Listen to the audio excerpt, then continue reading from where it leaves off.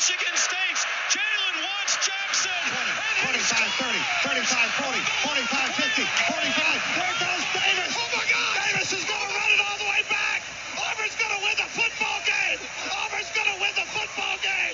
He ran the miss. Back to another episode here at the Ian Fritz Show.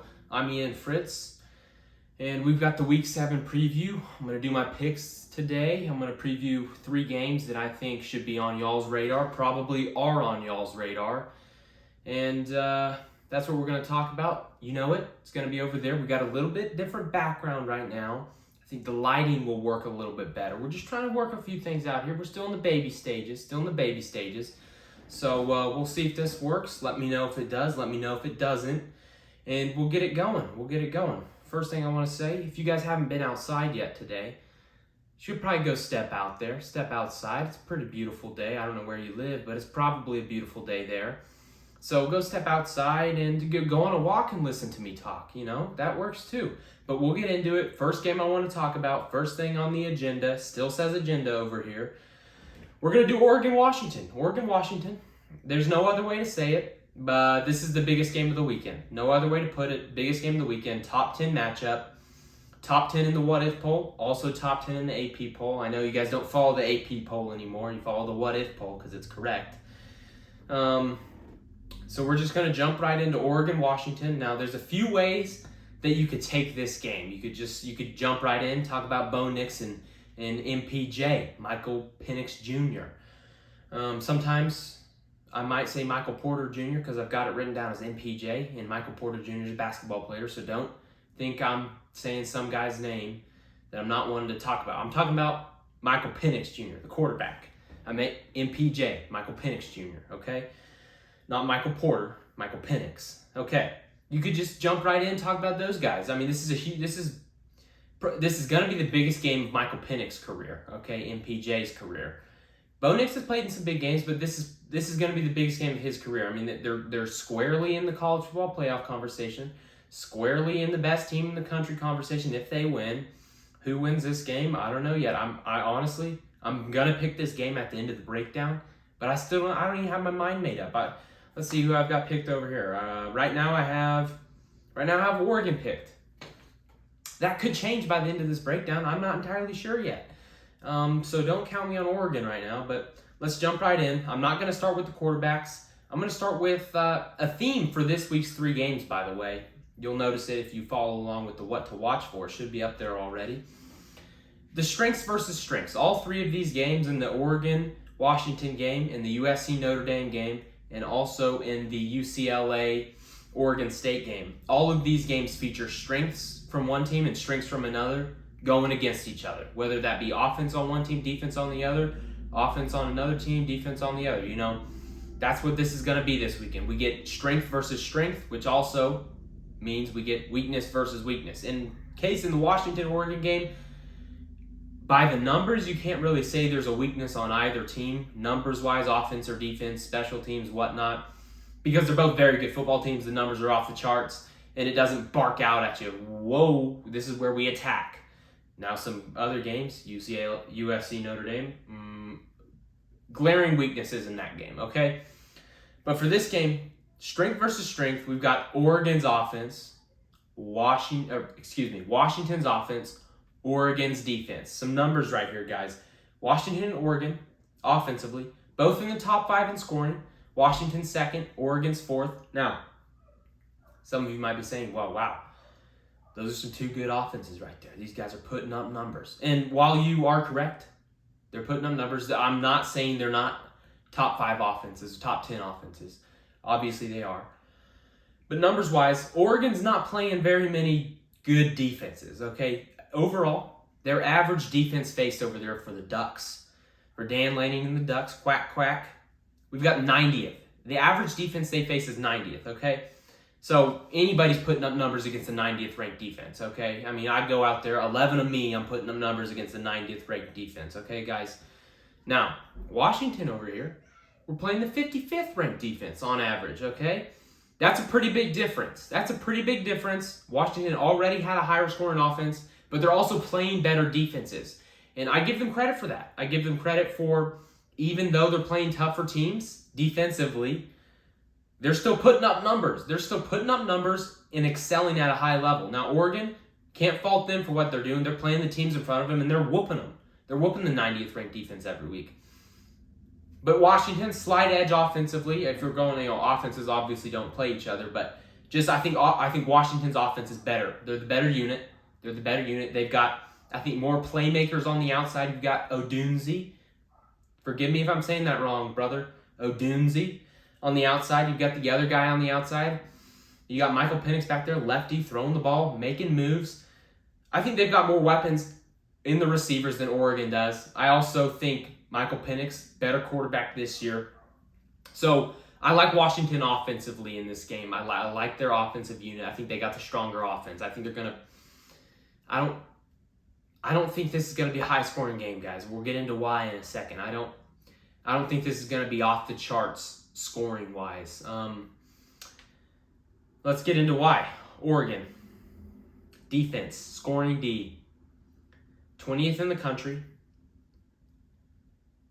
And they're playing the...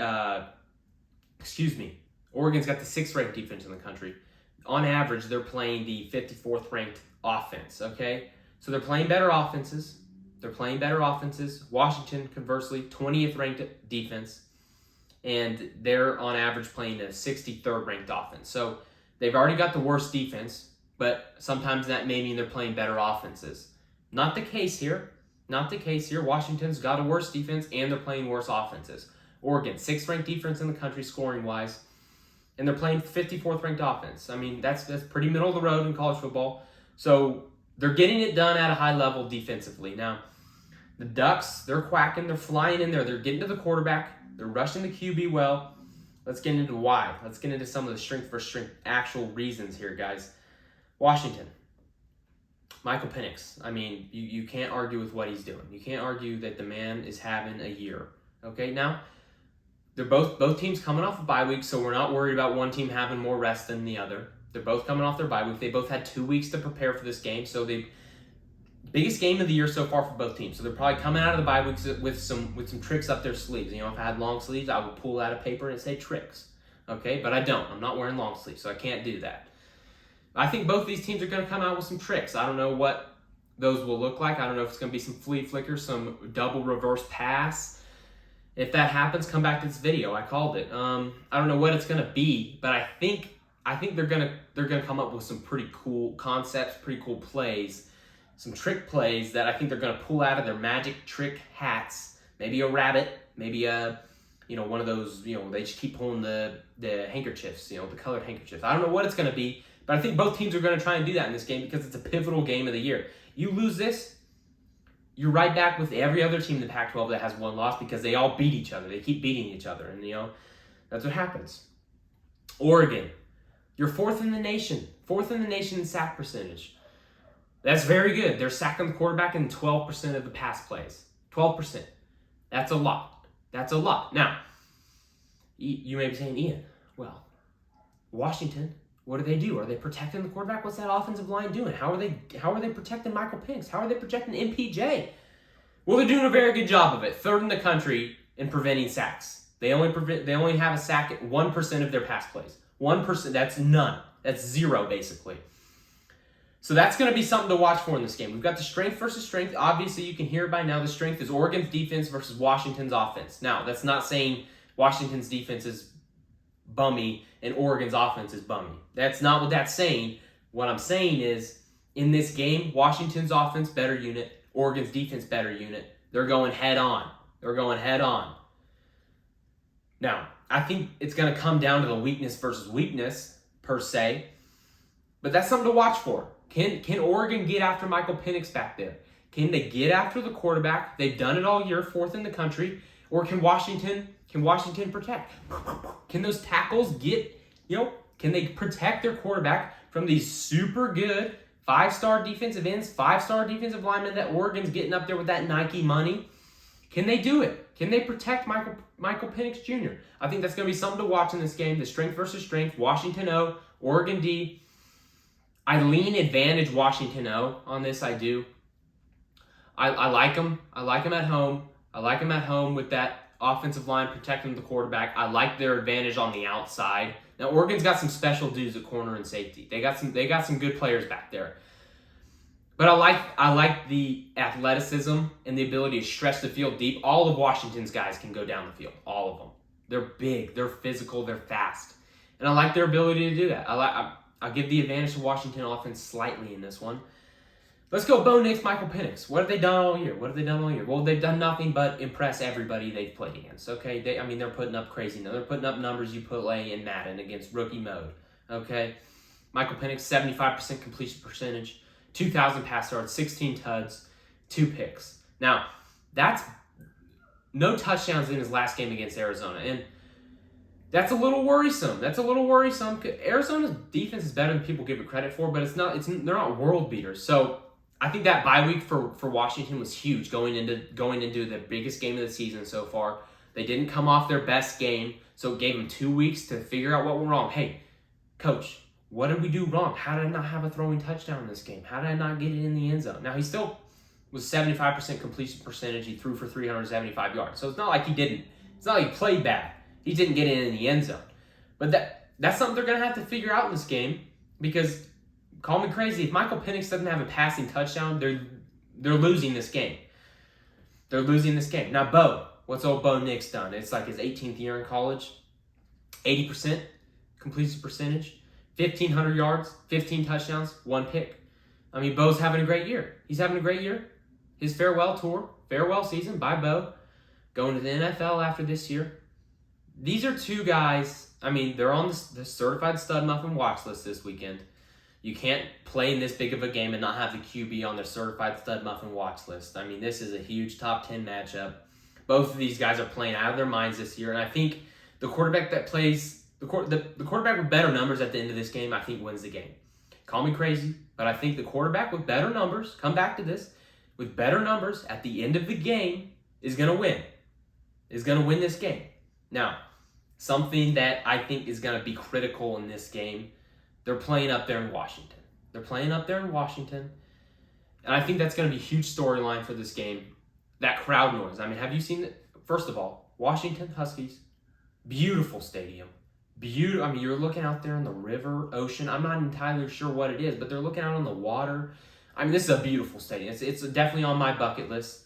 Unfortunately, we can't be at this game. We've got prior obligations, prior things to do. But we'd be there if we could. It's on the bucket list. Home field advantage. I mean, this crowd, Washington, one of the loudest places to play, one of the toughest places to play. And you better believe, better believe or best believe. I don't care which one you choose to say, but you better do one of them. Do best or better. I don't know. You better best believe, that Washington's crowd is going to be rocking. They're going to be going crazy. They're going to be going out of their minds. They're playing top 10 Oregon, coming to town. This is the biggest game we've had in years. They're going to be going out of their minds. They're going to be going crazy. They're going to be jumping up and down. Washington has these, I like to call them noise bouncer offers, okay? Now, that's a pending trademark phrase, bouncer offers, noise bouncer offers. But I don't know what you call them. They catch the noise and they bounce it back down to the field. That's why I call them a bouncer offer. They're kind of over the field. So when that noise is going up, whoop, big third down. It's going up, going out, going everywhere. But it hits, comes right back down to the field. Makes it that much louder for Bo Nix and the offense. Turnovers. You're going on the road, Bo. You're going on the road, Ducks. Turnovers. You can't turn the ball over on the road, especially with crowd noise. You get the crowd going. If you turn over, you throw an early pick, early fumble. Not going to be good for you guys. Going to be tough to recover from. Now, both of these teams have done a tremendous job protecting the ball this year, especially Oregon. They average 0.3 turnovers per game. Now, you may be saying, Ian, you can't have a 0.3 turnover per game. You can't, but it's an average, so you can. Now, if Oregon doesn't turn the ball over, I think they win the game. Washington's going to have to force a turnover to win this game. They're going to have to force a turnover to win this game, get that crowd involved. If they don't, I think Oregon's winning this game. I think they played a clean game. I think they've dominated defensively, and I think they win the game if they don't have a turnover. So I don't know how many things I've said to win the game, but you got quarterback that plays better win the game. Whoever has a better weakness versus weakness wins the game. Oregon, if they don't turn it over, they win the game. Now, this is another big one, guys. When you go on the road, that crowd noise starts to ramp up. You start going a little crazy. You're down on the field. Offensive linemen, they're holding the ball. What's the call? What's the call, coach? What's the call? The crowd's going crazy. It's third and 3 at Washington's 20-yard line. What are they going to do? Maybe they get 1 yard and they go for it. Maybe it's 4th and 1 now. Maybe crowd's going crazy. We cannot let them get it, Oregon. We can't let Oregon get across this 1 yard line. Can't let them do it. Crowd's going crazy. Boom. False start, Oregon. You may be saying, Ian, Oregon doesn't do that. Dan Lanning's got that team in shape. They are disciplined. They are doing things they need to do. They're not. They're not doing things they need to do, okay? Oregon, 125th in penalties per game this year. That's bad. That's very bad. And if you're a Washington fan listening to this right now, you should be, by the way. If you are, tell your Washington friends. Tell everybody you know up there. We need to be going as loud as we can. You're probably already thinking that, but knowing this number, 125th in penalties per game, right at 9 per game for Oregon. Now, Washington also averages 9 penalties per game, but at home, I think that'll be less. I think that will be reduced. Crowd's not against them. Oregon, if you guys aren't in tip-top shape up there, disciplined, if you guys aren't holding your water on the offensive line, if you guys aren't holding your cool in those tough situations where everybody's down at the bottom of the pile and you're not getting unnecessary roughness, unsportsmanlike conduct, if you are getting those penalties, it's going to be tough sledding for you guys. It's going to be tough sledding. You guys need to be more disciplined than you've been all year, Oregon. So that crowd noise, I think, is going to affect Oregon. And I think it's going to affect Oregon to the point where they're shooting themselves in the foot. They're shooting themselves in the foot. Now, the one thing is, though, home field advantage, defenses travel, and running games travel. Okay? Those are two things that travel. Because defense, you're focused. You got your call. You do your thing. That travels. Because the offense isn't loud the crowd isn't loud when the defense is out on the field. They're trying to let their offense hear and do their thing, okay? Doesn't affect defense as much, the crowd noise. So defenses travel. Oregon, incredible defense, okay? They've got a great defense. Top 3 rush defense in the country. Rush offense in the country, excuse me. Or Washington's rush defense is struggling. It's struggling, and rush offenses travel as well. Just like Oregon's defense is going to travel, their run game is going to travel as well. Excuse me, I'm forgetting his name, the Oregon running back name. Should have had it written it down, but I didn't. Running games travel, defenses travel. Let's get into who I think is going to win. I still don't even know. I'm about to make my pick in 10 seconds. Who's going to win? Guys, who's going to win? Who's going to win? I tend to think I like to side with the home team. Washington's favorite, 2.5. I think they get it done. I think Michael Penix has a better game than Bo Nix. And like I said earlier, I think the quarterback with the better numbers at the end of the day wins the game. Now, this one's going to come down to the wire. I don't see any way where this game doesn't come down to the wire. But that's the pick. I'm going with Washington. I do not feel great about it at all. Oregon can easily win this game. But I'm going home field advantage. That's what I'm going with. That's what my gut's telling me. And you guys remember, go with your gut. Your heart's always wrong. So we're going with the gut. Okay? Got to take a sip here. Still doing the straw this time. We got a bendy straw. Look at that, guys. Double sip. I'm extra thirsty. Just came from outside doing a walk. So just like I told you guys to go on a walk, I'm talking about what I'm saying.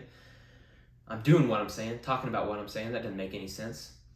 USC Notre Dame. Next game on the agenda. What do we think about this game? What do we got? What are the storylines in this game? Again, just like I said earlier, this is another strength versus strength, which therefore means weakness versus weakness. And then we've got Caleb Williams. Can the guy do it? Is he enough? Is he enough for USC in this game? Let's get into strength versus strength. USC, everybody knows it. They got the best offense in the country. How do they keep doing it? How does Lincoln Riley do it? Well, you got Caleb Williams back there. The guy's incredible, okay? You got Notre Dame, defensively, 18th in the country, and they're playing some pretty good offenses, Notre Dame. They're playing some pretty good offenses. 46th average offense that they face. So the defense is getting it done. 18th in the country. They're playing pretty good offenses. 46th, a little better than average. Then the defense is getting it done. Now, if you watch the Louisville Notre Dame game, the defense, it wasn't great, but the offense turned the ball over 5 times. So it put them in poor positions. So they're defensively, scoring defense-wise, putting up 30 points. It didn't look great from Notre Dame, but we can put a little bit of that on the offense. They put them in bad positions time after time in that game. And the offense is the reason Notre Dame lost that game. Okay? Now, USC, offensively, they're incredible. Caleb Williams, he's doing things that people haven't seen in years. Okay? I saw this one play last weekend. He's dancing around doing Cinderella spins. He's twirling back there. Next thing you know, he's out of the pocket. He's coming back in the pocket. I mean, this guy dodged it. He's sliding left. Receiver coming right. Back of the end zone. He throws it sidearm. I don't even know how he got it 30 yards into the end zone. The receiver dropped it, but it was incredible. I mean, he even has highlights that aren't even completions, okay? That's how good he is. That's how good this offense is. They're gonna find a way to score points. You cannot convince me otherwise. You cannot convince me that Lincoln Riley isn't going to score points in this game. Which brings me to the weakness versus weakness. I think USC is going to score points in this game. I think they are. So it brings me to weakness versus weakness. Notre Dame has been abysmal on offense lately. They've been very bad. They've been, like I just said, against Louisville, turned the ball over 5 times. You're not going to win a big-time game turning it over 5 times. Now, was the 5 turnovers due to the fact that was their 3rd primetime game in a row? This one's going to be their 4th. Keep that in mind. I know this one's at home, but keep that in mind. Does that contribute to the 5 turnovers? It does. It does. But you still did it. You still did it. You can't blame just because you've had 3 tough games in a row. Can't do that. Can't be doing that. You can't be turning it over 5 times. Now, USC. Is Notre Dame going to turn the ball over 5 times against the USC's mighty defense? That was sarcasm, by the way. USC does not have a mighty defense. Maybe Mighty Mouse. Maybe a little Mighty Mouse defense. Oh, it's bad, guys. It's bad. USC's defense, 64th overall. Okay? Right in the middle, a little over middle, a little worse than average. But they're playing offenses 80th in the country. Overall, average offense that they face is 80th in the country. They're playing offenses that do not score points. They're playing teams that are not good offensively. They're very bad offensively. Worse than Notre Dame offensively. Okay? That's the teams they're playing, and they're letting up bukus of points. I mean, anybody, you get a point. Everybody gets a point. I go out there, 11 of me, said it earlier, 11 of me, I'm scoring points against this USC defense. I'm doing it. Now, I'm a superior athlete than most people out there, but I'm still doing it against this team. I'm still doing it against USC, a bunch of little children out there playing football back there. I mean, it's bad. It's bad. So, I think obviously you're going to be watching for Caleb Williams in this game. You're obviously going to be watching that high-power USC offense score points, but I think the better matchup is going to be Notre Dame. Can they get things going offensively again? Can they right the ship after a few rocky road? Can they get it going again? Can they get it going like those first couple weeks in the season? Can they get it going first couple weeks in the season? Now, to pick this game, my hang-up, I feel like Notre Dame's going to win the game. Again, they're at home. I think they're a 2.5-point favorite. Let's see here. Notre Dame, 2.5. 2.5-point favorite. Can they win the game at home? 2.5-point favorite. Do they cover? I'm so conflicted with this game. And I'm not confident about any of these games I'm picking this week, by the way. It's a tough week to pick them. But the hang-up for me is Caleb Williams. He's the best player on the field. He's the best player on any field he's on. And I just am really struggling with the fact that I'm going to pick against him to lose a game. Now, it's not that I'm picking against him. It's that I'm siding with Notre Dame. Except I'm not. I'm picking USC. The gut is telling me USC. Now it's a very queasy feeling, very sick gut. So maybe that should be telling me, Ian. Maybe everybody's screaming at me, Ian. You do not pick Notre Dame or do not pick USC in this game. It's wrong. Don't do it. Don't do it. You're gonna regret it, and I may regret it. I may change my mind by the end of the show. I reserve the right to do that. But right now the pick is USC. We're getting 2.5, so it doesn't mean they have to win. But I think they win. I think Caleb Williams comes up big. I think he just does some magical things, and I think they win the game because of him. Got to take another sip here. That's the pick right now. USC plus 2.5. Had some water shoot out of that straw. Maybe we got a defective straw here, guys. All right, last game on the agenda. We've got UCLA, Oregon State. Now, I could have gone another game here. I could have gone North Carolina, Miami, maybe. Could have gone a couple other ways, but I think this is the third best game of the weekend. The Pac-12 was fun. It's exciting. This one's going to be another, it's the theme this weekend. Strength versus strength. They're doing muscles on muscles this weekend. Everybody's flexing those guns out there this weekend, putting their strongest players out there, their strongest suits, and they're flexing the muscles on these teams this weekend. But we're going to see who has the biggest muscles this weekend. Strength versus strength, UCLA, Oregon State. Some of you may be seeing this. Obviously, you got Chip Kelly down there in Los Angeles. It's going to be offense. It's going to be UCLA's offense versus Oregon State's defense. Sound the alarm bell. You would be incorrect. Buzzer, incorrect. You, sir, are incorrect. UCLA's defense is a top 10 defense in all of college football. They're one of the best units. It doesn't matter who they play. They continue to succeed, and they continue to stifle offenses, making them look not. You know how when you got a fire going or a candle going, maybe a tiki torch, and they got that little device, the snuffer, as we say here at the show, and they snuff it, and the fire goes out. That's what UCLA is doing to offenses. Those fires are offenses. The snuffer is UCLA's defense, putting them out. They can't do anything. That's what UCLA's defense is doing. They did it last week against Washington State. To my demise, we had Washington State. No biggie. I'm not mad at them. I'm a little mad, but UCLA's defense is for real. I doubted them. I thought Washington State, Cameron Ward would do whatever they wanted. They did nothing. Couldn't get anything going. And again, the numbers here. UCLA, 8th in scoring defense, 2nd in yards per play, 2nd in yards per rush allowed, 3rd in red zone scoring allowed. Wow. That is an elite defense. I don't know how the Bruins did it. I don't know where Chip Kelly got all this defensive talent from. I don't know how he did it. I don't know how they're developing it over there. But they're doing it. That's all that matters. UCLA is having a killer defense this year. Top 10 defense. It is incredible. My hair's going out the side of it there. Fixed it for you guys. That was probably bothering some of you. Now, UCLA defense. That's the muscle over there for the Bruins. What's the muscle over there for the Beavers?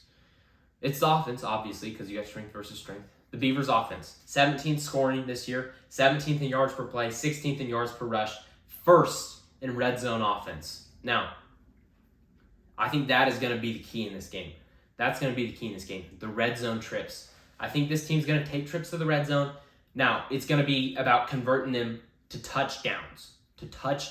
Versus field goals against this UCLA defense. Now, I doubted this defense last week. UCLA. Am I going to doubt it again this weekend? I don't know. Again, I don't know who I want to pick. I'm conflicted. We're getting 4 points if we pick UCLA. It feels kind of right. But then I start thinking about the other thing that's up there in the what to watch for. And that's Dante Moore. Now, good old Dante. He's a nice player. However, he's a freshman, true freshman. And you're going to a hostile environment up there in Oregon State. Hostile environment. He didn't play great in his hostile environment in Utah. We have a test. Has he done it before? No, he didn't do it before. Second play of the game, pick 6. Okay? It was bad. Horrible throw. Terrible read. Terrible decision. You can't do that. Dante. Does he do it again? Does he learn? I think he can't. I think he's going to not play as bad as he did against Utah. But I don't think he's going to limit his mistakes enough. I think Oregon State's going to be taking their opportunities where they get them, taking advantage of Dante Moore, lobbing a ball up there. Maybe one of their running backs puts it on the ground. I think UCLA is going to turn the ball over a couple times. I think that's going to be Oregon State's avenue for the win. Okay, I think that's what they're going to do. I think it's going to come down to Dante Moore being a true freshman in another hostile environment for UCLA. And I think it's going to come down to his poor play that loses UCLA. Now, this is going to be a low-scoring game. It's not going to be 35-38. I think this is going to be somewhere 17-14, 17-10. That's what I think the game's going to be. And it's going to come down to UCLA's defense. I think they're going to stop Oregon State's offense enough. But I think maybe it's another pick 6 from Dante Moore. Maybe it's a scoop and score from Oregon State's defense. I don't know what it is. But I know it's going to be Oregon State winning this game in an absolute slugfest of a game, 17-14, 17-10. Maybe it's 3-0. I don't know. But I just don't trust Dante Moore in this game. I don't trust him to get it done, and I think he's going to make some mistakes. Now, I'm coming out with some strong takes in this game. And if it comes back to bite me, I'll apologize on the next show, but I don't think it's going to. In fact, it's a guarantee. Certified guarantee. Boom, guarantee. Another guy to watch, but, Dante Moore, he has a chance to become a certified stud muffin this weekend. If he proves me wrong, which he's not going to, but if he does, we're giving him a muffin. The way UCLA wins the game is him. It's him. They win the game because of him. And that defense. So he may not have a stud muffin worthy performance, but we're going to give him one if they win this game. And he doesn't have any turnovers. So I like Oregon State in this game. 4-point favorites. I like them in this game. They're also playing at home, so I like that about it. So that's the little brief recap there, preview for UCLA, Oregon State. But UCLA's defense is for real, so I'm a little worried about the pick because that defense is travel. Like I said earlier, defense is travel. So it's got me a little sick in the gut, a little sick in the feeling, but I think Dante's going to make a couple mistakes, and I think that's going to cost him the game. I like DJ's experience in this game. I think he's going to play a little better than Dante. So that's the pick for UCLA, Oregon State. I like Oregon State minus the 4. So that's all the previews we did Oregon, Washington. The pick was Washington earlier. We did USC, Notre Dame. The pick was USC because of Caleb Williams. And we did UCLA, Oregon State. The pick was Oregon State. Now, let's get into the rest of the picks. I may change my mind on all 3 of those games as I'm going through and looking at them again. But let's start with Georgia at Vanderbilt. The powerhouse, Vanderbilt. Georgia, minus 31.5. I doubted them last week. Should not have done that. I'm not doubting them this week. We're taking them minus the 31.5. It's a lot of points. I don't care. We're doing it. If it comes back to bite me, I'm going to be upset with Georgia because you're just throwing me through this loop. I don't think I picked a Georgia game correct all year. I don't think except for the Auburn one, maybe once. Michigan, Indiana. Michigan's been rolling. Minus 34. I don't care if it's 100. I'm picking Michigan to cover the spread. Ohio State at Purdue. This one was a little tricky for me. Last time Ohio State went to Purdue, they lost. 2018, I believe. They lost. A little sad for Ohio State. I believe they were ranked 3rd as well in the country. So they're ranked 3rd right now, going to Purdue. Purdue's not very good. Purdue wasn't very good then. Do we have an upset brewing? No, we don't. Ohio State's getting things going. They're too good, guys. I don't think this is upset watch at all. Minus 19.5. We like Ohio State in this one. Florida State, Syracuse, minus 17.5. Some of you might be saying, Ian, this is easy. Florida State, minus 17.5. Did you see what North Carolina did to Syracuse last week? I did. I did see what they did to Syracuse last week, and I don't care. We're going to take Syracuse minus 17.5. I don't think Florida State's doing enough for me right now, so we're taking 17.5 that we're getting from Florida State. Penn State, UMass, minus 43. Again, same with Michigan. If this was 100, I'm taking Penn State minus 43. I don't care. Washington, Oregon. I already told you guys I picked Oregon. Oh, I picked Oregon on here. I don't remember what I said earlier in the show. Man, this is a tough one. The gut's telling me Washington. The gut is telling me Washington. We're taking Washington. Got to change that right here live in the show. We're taking Washington, minus 2.5. I like it. That's what the gut's saying. Always go with your gut. USC, Notre Dame. Had USC. Gut is still telling me USC, plus 2.5. I like it. Alabama, Arkansas, minus 19.5. Give us Bama all day, every day in this one. North Carolina, Miami. Now, some of you might be saying, Ian, why is this line so close? It's minus 3.5 for North Carolina. Did you see the boneheaded decision from Mario Cristobal last weekend? I did. I talked about it in the recap show. The dumbest thing I've ever seen. I don't care. North Carolina is a very good football team. They're rolling. Drake May is balling out. I mean, I think he's going to have another day. I think he's going to have a big-time day this weekend. I think they cruise past this minus 3.5. In fact, I think this is a disrespectful line for the North Carolina Tar Heels. I think it's a flat-out disrespectful line from Vegas. Whoever comes up with this, now they're the ones that are smart and they make money off of this, so I may look like an idiot at the end of this weekend. But I like it. I like the minus 3.5. Hammer at home. Lock of the week, North Carolina. Louisville at Pitt, minus 8. Another lock of the week, Louisville -8 at Pitt. I think that's a very good football team. I don't think Pitt's any good. Louisville, lock it in. North Carolina, Louisville, locks. Oregon State, UCLA, -4. Said it earlier. Oregon State, they win this game, -4. Utah, Cal. I like Utah in this game. -13.5. Cal can score some points, but not against Utah. You're not scoring points against Utah, so I like Utah to win. And Utah's coming off a little bit of extra rest. So I like the Utes. Duke, NC State, -4. Give me Duke. Give me Duke all day. -4. Give me Duke. Washington State, Arizona, -8. They're playing up there in Washington. Bounce back game from Washington. I'm expecting them to bounce back in a big way. So -8. Lock it in. I like them to just cruise past Arizona. Now, Arizona's a better team than people give credit for, but I like them to beat them by more than 8. So give me Washington State. Lock it in. Those are the 3 locks: North Carolina, Louisville, Washington State. Tennessee A&M. This was a fun one. Could have talked about this one in the preview. But I'm solely picking this based on where they're playing. If they were playing in Allen, if they were playing at A&M, I'm taking A&M. But since they're playing over there in Tennessee, I'm taking Tennessee. -3.5. Could come back to bite me, but I like it. LSU, Auburn. LSU -11.5. Auburn +11.5. We're taking Auburn in this game. We're taking Auburn +11.5. Kansas at OK State -3.5. Now, I don't know if Jalen Daniels is playing in this game. He may be out again. I don't care. I think Oklahoma State's going to be riding high from what they did last week.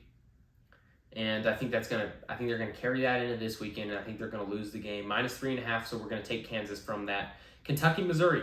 This could have been a big-time game coming into this weekend. Had Missouri won last weekend, had Kentucky kept it close with Georgia, but they didn't, and they both lost.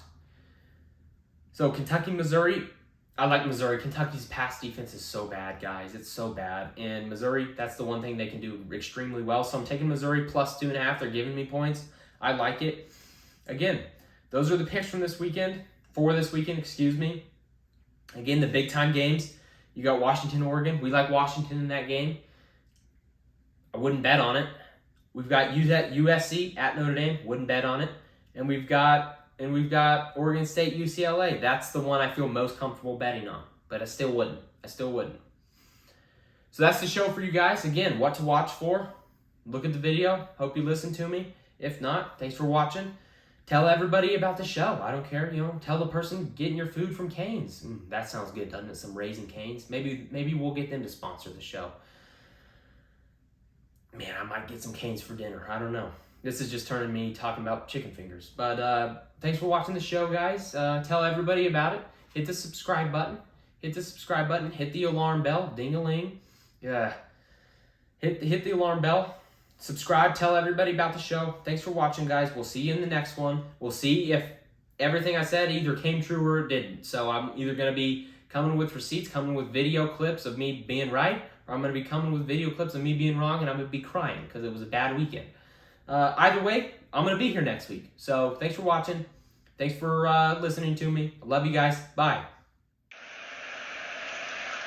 Whoa, he has trouble with the snap, and the ball is free. It's picked up by Michigan State. Jalen wants Jackson. 20, 25, 30, 35, 40.